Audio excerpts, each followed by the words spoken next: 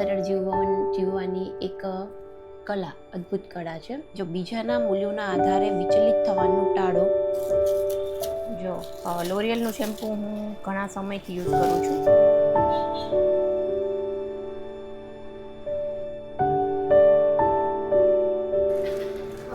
આવો.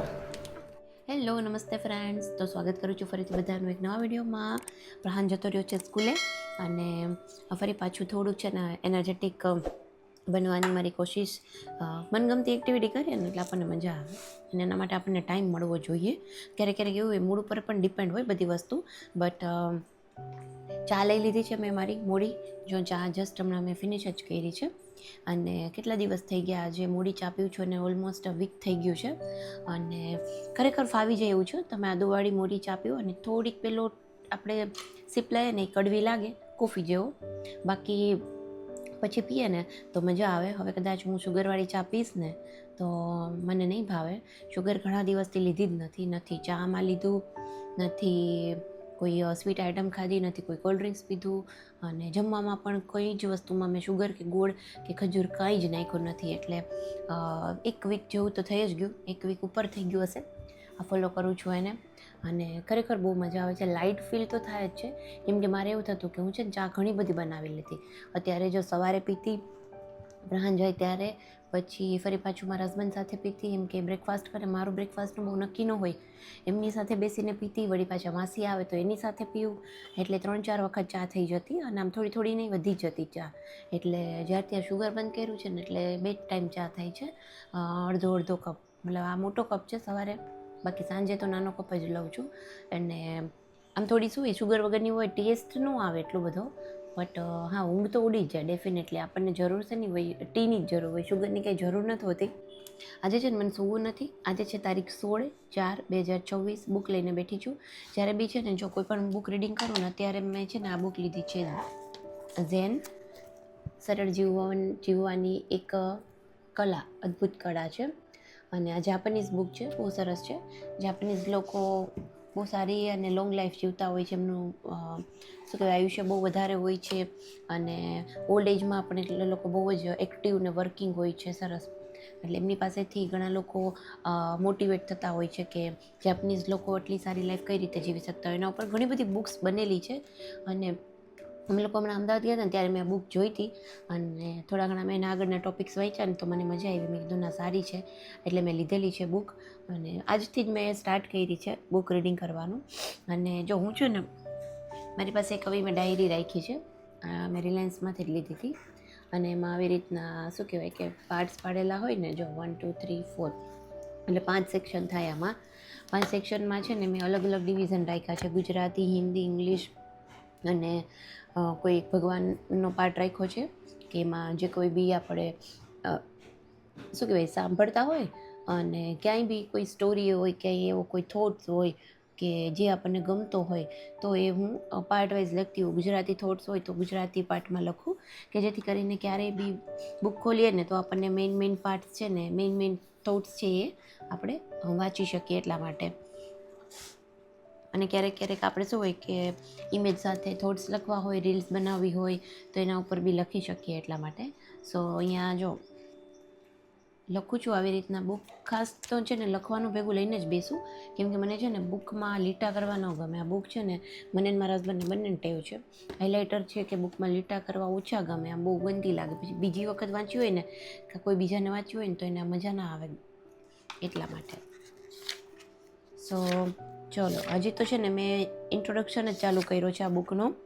અને મેઇનલી આ બુકનો પર્પઝ શું છે ખબર છે, કે આપણે ગમે ત્યાં જઈએ, ઇન્ટ્રોડક્શનમાં થોડું ઘણું જે ડિટેલ આપેલી હોય ને એના ઉપરથી કહું છું કે આપણે ગમે ત્યાં જઈએ. જો આપણે માઉન્ટેન ઉપર જઈએ અને જ્યારે ઉપર પહોંચીએ ત્યારે આપણને કેટલી મજા આવતી હોય છે, આપણને એમ થાય કે આ જ લાઈફ છે. પછી દરિયા કિનારે બેસીએ ત્યારે કેવી મજા આવે, દૂર દૂર સુધી આમ બધું જોવાની, સનસેટ જોવાની. અને ત્યારે આપણને જે મનથી છે ને એકદમ આમ રિલીફ થતી હોય, એકદમ મજા આવતી હોય. બટ જેવા આપણે ફરી પાછા કામમાં આવીએ, જેવા પાછા આપણે બેક ટુ રૂટીન આપણી લાઈફમાં આવીએ ને તો એ જ ભાગદોડ જોઈ અને ફરી પાછા આપણે આમ ટેન્શનમાં આવી જતા હોઈએ અને મજા ના આવે. આપણને એમ થાય કે ઓલી લાઈફ કેટલી સારી હતી, કે બસ એકદમ ચીલ કરવું, આરામથી બેસવું, મેડિટેશન કરવું, ધ્યાન કરીએ, કે આમ ગમે એવી લાઈફ આપણને ગમે ને કે માઉન્ટેનની લાઈફ બહુ સારી હોય કે આમ ને તેમ ને બધું, બટ આ બુકમાં એવું કહે છે કે તમે ગમે એ દુનિયામાં રહેતા હોય, ચાહે આ દુનિયાના કોઈ પણ છેડે રહેતા હોય, જો આ બુકમાં લખેલા અમુક ટૉપિક્સ છે ને એ તમે પરફેક્ટલી લાઈફમાં ફોલો કરો ને તો બધી જ જગ્યાએ તમે એકદમ ઇઝી ગોઈંગ હો, એકદમ સારી લાઈફ સાથે જીવી શકો.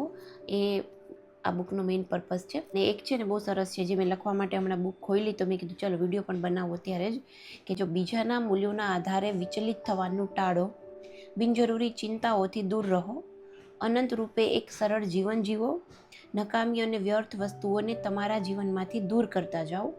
આ જ જૈન શૈલી છે. મતલબ કે આ જૈન શૈલી એટલે આ જે જાપાનીઝ ટેકનિક, આ જ જૈન શૈલી છે. સો ચાલો જો આ બુક રીડિંગ હું કરું, અને આવી જ રીતના છે ને જો તમે ઈચ્છતા હોય ને કે હું તમારી સાથે અમુક ટૉપિક શેર કરું તો મને કમેન્ટ કરીને જરૂરથી જણાવજો. બધા વિડીયોઝમાં જ્યારે મેં રીડ કરી હશે ને તો એના અમુક ટૉપિક્સ છે તમારી સાથે શેર કરીશ. અને હા, આજે છે ને મારા ભાભી, મારો ભાઈ અને મારો ભત્રીજો આવવાના છે. તો એટલે કદાચ મને ઊંઘ નથી આવતી એક્સાઇટમેન્ટમાં. પ્રહાન સ્કૂલેથી આવશે ને ત્યાં સુધીમાં તો એ લોકો આવી જશે. એટલે હવે હમણાં કામ પર લાગી જઈશ. કામ પર તો મારે અત્યારે જ લાગવું છે. મારે ફ્રીજ થોડુંક સાફ કરવું હતું, બટ ફ્રીજની નીચે ગરોળી છે અને ગરોળીથી મને બહુ જ બીક લાગે. એટલે માસીની વેઇટ કરું છું. માસી આવે ને પછી કાઢીશું એને. કારણ કે ગરોળીનો એટલો મને ફોબિયા ને એટલો ડર છે ને કે મેં બધી જગ્યાએ બાથરૂમ છે, પછી ઘરમાં ઝાડીઓ ને બધું એવું કરાવ્યું છે કે ક્યાંયથી ગરોળી ન આવી શકે, એટલી મેક્સિમમ કેર લઉં છું. બટ તો પણ પહેલી વાર કિચનમાં ક્યાંકથી ગરોળી ઘૂસી ગઈ છે. એટલે હવે માસી આવે ને 8:30ની આજુબાજુ આવશે પછી એને કાઢીશું અને પછી મારું કંઈક કામ છે સ્ટાર્ટ થશે.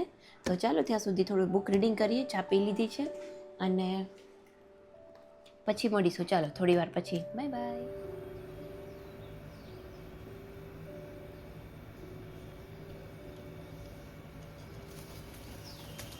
સો ચાલો ફ્રેન્ડ્સ, જો હું જતી હતી નાહવા માટે અને 10 વાગી ગયા છે. માસી આજે થોડાક લેટ છે. હવે જ્યારે માસીને મારી ફટાફટ જરૂર હોય ને ત્યારે જ માસી ન આવે. ક્યારની કિચનમાં બેઠી છું અને બેઠા ત્યાં કિચનના જ કામ કરું છું કે ગરોળી ત્યાંથી નીકળે ને તો મને દેખાય કે ક્યાં જાય છે, તો એનો જે લોકેશન છે ને નોટિસ કરું. નહીંતર શું કહેવાય, એક વખત એ લોકેશનથી ભટકી જાય ને પછી ગમે એ ખાચાખુચીમાં સંતાઈ જાય ને તો બીજા 2-3 દિવસ નીકળી જાય એને શોધવામાં. અને નાવા જતી હતી ત્યાં મારું પાર્સલ આવ્યું તો મેં કીધું ચલો નવું જે શેમ્પૂ મંગાવ્યું છે ને એનાથી જ નાઈ વાળ ધોઈ લઈએ. તો જો નાયકાનું પાર્સલ આવી ગયું છે, ચાલો તમને બતાવું. અને આમાં જે મેં છે ને આ બેબી હેર માટેની પણ એક સ્ટીક મંગાવી છે, એ પણ આપણે ટ્રાય કરીશું કે કેવી ચાલે છે, કેવી વર્ક કરે છે. જો સારી રીતે ચાલે ને તો મારે તો બહુ જ બેબી હેર હમણાં જે ન્યૂ ગ્રોથ આવે છે ને એ જ્યાં સુધી આમ પોની ટેલમાં નહીં જાય ને ત્યાં સુધી આમ ઊભા જ રહેશે. સો એટલા માટે મેં મંગાવ્યું છે. તો ચાલો પાર્સલ અનબોક્સ કરીએ.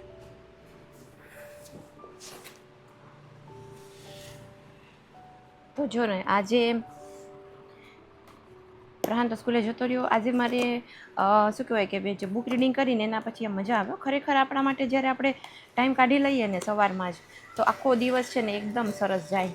અને મને તો એવું લાગે છે કે આ ટાઈમ જ છે ને મોર્નિંગનો એ જ બેસ્ટ હોય, કેમ કે પછી તો આખા દિવસમાં એટલા અનએક્સપેક્ટેડ આપણે કામ આવી જતા હોય ને કે, અને એમાંય પછી આપણા ધાર્યા કામ ન થાય ને ત્યારે તો એકદમ માઇન્ડ છે ને વિવરિંગ થઈ જાય. મારું થોડુંક એવું જ છે કે આમ 5 વાગ્યાએ કે મારે બપોરે ફ્રી થઈને વિડીયો એડિટ કરવો હોય, અપલોડ કરીને તૈયારી કરવી હોય અને એ જ ટાઈમે જો કંઈક કામ આવી જાય ને એટલે આખું જ છે ને મારું ડિસ્ટર્બ થઈ જાય. પછી ન મારું પેલા કામમાં ધ્યાન જાય કે ન મારું બીજા કામમાં ધ્યાન જાય. માઇન્ડમાં એ જ રહી કે મારું કામ થયું નથી. સો ઓલવેઝ મેક પ્લાનિંગ. ચાલો આપણું પાર્સલ આવી ગયું છે. અને જો લોરિયલનું શેમ્પૂ હું ઘણા સમયથી યુઝ કરું છું. આની પહેલાં મેં ડેન્સિટીવાળું લીધું હતું, પછી સ્કાલ્પનું લીધું છે એક મેં ડેન્ડ્રફ માટે. આનું ડેન્ડ્રફનું જે શેમ્પૂ આવે છે ને સ્કાલ્પ ડેફિસિટ ખબર નહીં કંઈક છે સ્કાલ્પના નામથી, એ બહુ ફાઇન છે. વીકમાં એકાદી વાર હું એન્ટી ડેન્ડ્રફ શેમ્પૂ યુઝ કરું. અને બાકી મેં જે ડેન્સિટીવાળું લીધું હતું એ પૂરું થઈ ગયું છે. તો આ થોડું છે ને ડલ અને ફ્રીઝી હેર માટે છે. આ વખતે મને એવું લાગે છે કે મારા હેર થોડાક છે ને ફ્રીઝી બહુ વધારે રહી છે, કેમ કે ન્યૂ હેર આવે છે ને, ન્યૂ હેર ગ્રોથ એટલે ઉપરથી થોડા, એટલે મેં આ મંગાવ્યું છે. અને માસ્ક બી એનું જ મંગાવ્યું છે. મારે છે ને મોસ્ટ ઓફ એવું થાય કે શેમ્પૂ 2 ખતમ થઈ જાય ને ત્યારે માસ્ક 1 ખતમ થાય એવું છે. એટલે આ વખતે વાર ખતમ થઈ ગયું છે એટલે મેં આનું જ મંગાવી લીધું. પછી આ કોમ્બો જ અને એનું જ છે ને મેં એક ઓઇલ મંગાવ્યું છે જે સીરમમાં યુઝ કરવા માટે. જો પહેલી વાર એવું છું કે તૂટેલું આવ્યું છે. કંઈક તૂટેલું છે કે શું છે? ના ના તૂટેલું નથી. હા તૂટી જ ગયું છે ઢાંકણું. તૂટી જ ગયું છે ઢાંકણું. કંઈ વાંધો નહીં, જવા દઈએ. કાચની બોટલ છે જો આ. અને એબ્સોલ્યુટ રિપેર ઓઇલ છે, 20 ગ્રામ ઓઇલ. આ ઓઇલ છે ને એ બી સારું છે, લિવ ઇન ઓઇલ છે, રાખી મૂકવાનું. આ એઝ અ સિરમની જેમ યુઝ કરવાનું છે. અને બાકી છે ને મંગાવ્યું છે સનસ્ક્રીન, મારું ખતમ થવા આવ્યું છે. અને આજે મેં કીધું હતું ને મોસ્ટ ઇમ્પોર્ટન્ટ જે છે નો બેડ હેર ડેઝ, જો ફિક્સ માય કોલ્સ.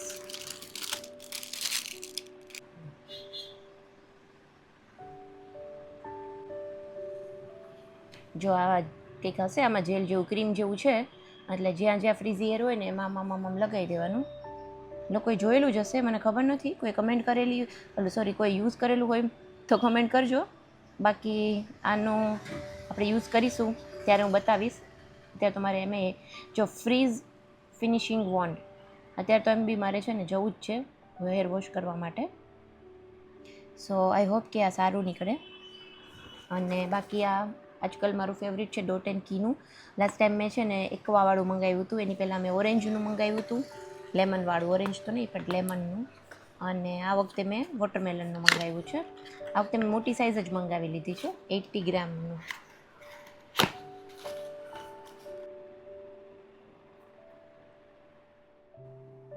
તો જો બસ નાહી લીધું છે, હેર વોશ પણ કરી લીધા છે. જે નવું શેમ્પુ આવ્યું છે ને આજે એનાથી, અને એકદમ સરસ સોફ્ટ લાગે છે એમ અત્યારે તો મને હેર. પણ એકવાર ડ્રાય થાય અને એક દિવસ થાય ને પછી પ્રોપર ખબર પડે કે કેવા રહ્યા છે હેર ઓવરઓલ. અને બસ જો નવું જે પેલું એબ્સોલ્યુટનું રિપેર ઓઇલ છે ને એ જ લીધું છે. અને આ બધી વસ્તુ મારે છે ને મારી થોડીક અંદર બાજુ રાખવી પડે ને મારા હસબન્ડ પણ હારે હારે યુઝ કરવા માંડે. હવે અમુક વસ્તુ એને યુઝની જરૂર ન હોય. વચ્ચે બી મારે એવું થયું હતું, મેં વેલાનું મિથિક ઓઇલ લીધું હતું ને એ બી મારા હસબન્ડે આખું જ પૂરું કરી નાખ્યું. જો આવી ગયો છે ધ્યાન ઘરે. વેલકમ ધ્યાન, welcome to Porbandar. Thank you. હવે શું કરવું જ તારે? ઓલી જે પ્રહાણને જેલી હતી ને આઈસી પોપ્સ, પછી પ્રહાની હારે ખાજો બે ભેગા. આઈસી બોક્સ એ ક્યાં છે? આઈ રહી ભરે દેખાડો. આઈસી આઈ સોરી પૂરો તારે હાટું રાખી છે. તો મને જો ફ્લેવર તો ગમે છે. તને કયો ફાવશે? ઈ છે સ્પાઈસી જીરા સ્પાઈસી જીરા અને ઈ લેમન છે. લેમન મને લીંબુ પણ એ તો બહુ ગમે, પણ એ વળી તો ગમશે. આ સ્પાઈસી જીરા કઈ સ્પાઈસી નથી હો, ખાલી જીરાનો ફ્લેવર આવે. હા, હું જીરા થોડા પીતો જ નહીં. એક મિનિટ ઓલું વાળું આપ. અલે આવો, વેલકમ. બસમાં તો એસી બસ હતી કા? મને ઓલું દે ને. આઈસી પોપ્સ તો એને ઓલી રોઝ વાળી હતી ને એ થોડીક ખાધી, પણ એને બહુ ન ભાવી, મૂકી દીધી એને. ગંધારી હતી ને. હવે ઓલી ખાવી હોય પછી ખાઈ લેજો, લેમન વાળી નહીં. અત્યારે ખાવી દેનું. હા, તો લઈ લ્યો, જાઓ બે એક. અમે ગયા હતા ચોપાટી પર, અને ચોપાટી પર જો નવું સાપસીડી અને લૂડો અને બધી વસ્તુ અહીંયા ડ્રો કરેલી છે. અને છોકરાઓને અહીંયા રમવાની બહુ મજા પડી ગઈ હતી. અને ચલો મળીશું નવા વિડીયોમાં. આ વિડીયો માટે આટલું જ. વિડીયો ગમ્યો હોય તો લાઈક, શેર અને સબસ્ક્રાઈબ જરૂરથી કરજો. જલ્દીથી મળીશું. Bye bye.